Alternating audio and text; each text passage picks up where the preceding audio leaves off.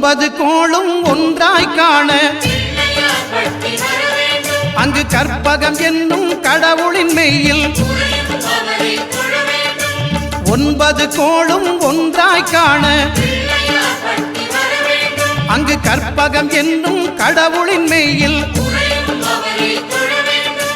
சூரியன் முதலாய் 9 கிரகமும் பலவித குணங்களை கொண்டிருக்கும் எங்கள் கற்பக தருவில் அவை வரும்போது ஒன்றாய் சேர்ந்து பலனளிக்கும்.